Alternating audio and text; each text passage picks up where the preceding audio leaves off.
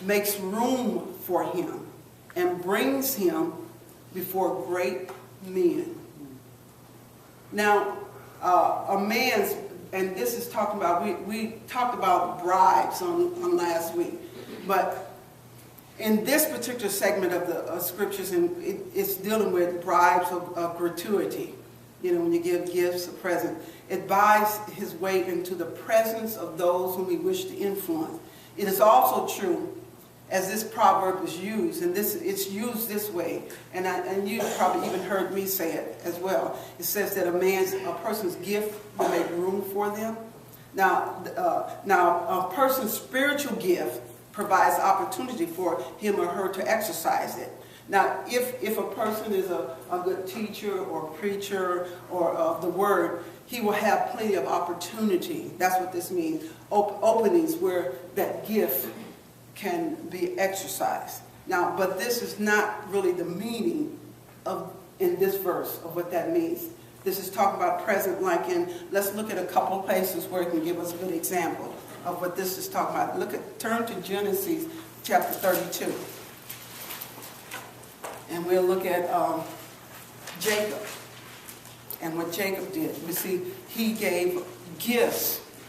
In verse 20, you know, when Jacob was getting ready to go back home, he remembered that Esau said he was going to kill him. Remember?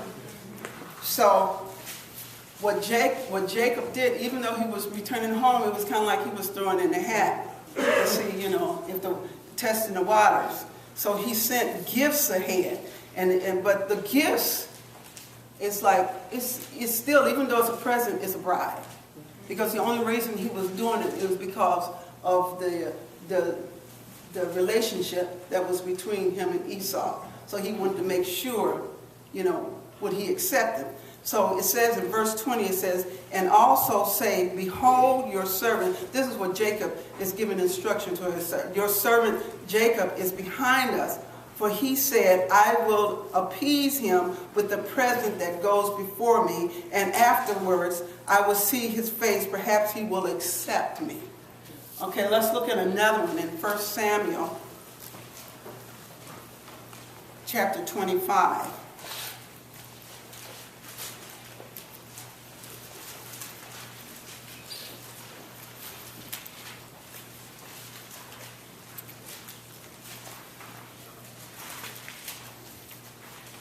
And look at verse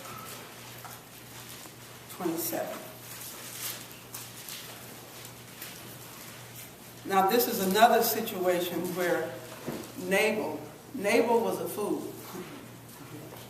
And where his wife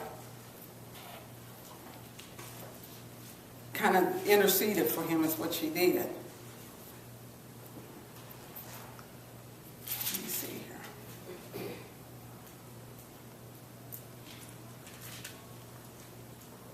In verse 27 it says that, and now this present which your maidservant has brought to my Lord, let it be given to the young men who follow my Lord. So Nabal had refused to allow David and his men to give them provision. He had refused. And David and his men had been protecting them. And Nabal's wife Abigail was a wise woman. She kept him from getting killed. So she did this. She presented gifts to David. Again, it was a bribe because it was to appease his anger so that he wouldn't kill her foolish husband and the rest of them, because they would all got killed along with him. So those are two incidents. Now that is not to say that your gift will not make room for you. But what I'm showing you here, that's not what, even though we use this to say that, that's not what this is talking about. He who states his case first seems right, verse 17, until his rival comes and cross-examines him. Now the first to speak in court sounds right until the cross-examining begins. When a man tells, and this goes back to his side, her story, his story, and her story. When a man tells his side of the story, it seems very convincing. And you are apt to believe him. Which is, especially when it comes to, again, when it comes to being in leadership, and people tell you their side of the story about what's going on, we have a tendency to form opinions. Whoever gets to us first and talk about the situation, and they usually talk about it from their coloring of the situation, and it's really very convincing. And if you don't act in wisdom and know that, okay, you're not getting the full story. You may be getting some of the facts, but you're not getting the full story. So you need to hear both sides of it. So, but when the cross-examining begins, another side of the story is brought out, and you're not so sure he was so right. That's why, like a lot of times when you're dealing with counseling, husbands and wives, well, maybe the husband will come and he tells you everything that's wrong with his wife. And you say, that is so terrible, she's acting like that. But then when the wife comes, she tells you a whole nother story, and you're like, wow, no wonder she's acting like she's acting. So you need them both there. Because you need them both there, because then you can get them both to see that they both have their own story. And they need to listen to each other's story. There you can come to. But anyway, they're the one that states their case first seems to be right until you hear the rest of it. Casting lots, and we talked about this in verse 18, casting lots can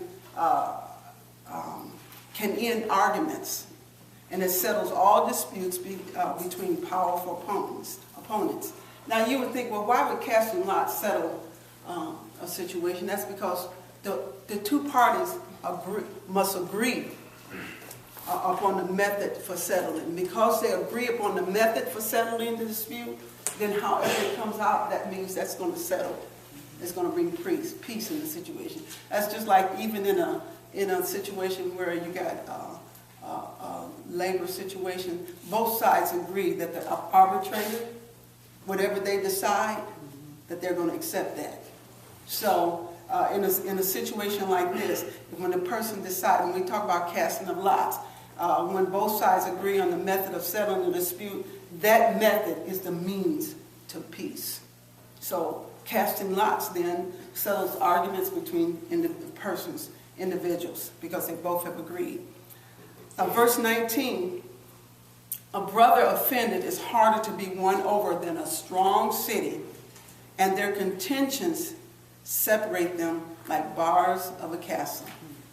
Now, quarrels between close relatives are often the hardest to mend, and they are the hardest to mend. And it says their contention is like bars of a castle. Well, first of all, it's easier to conquer a fortified city, that's what the scripture said, than to effect reconciliation between offended brothers. Their contention then is like bars of a castle, and that means they're cold, straight, and immovable.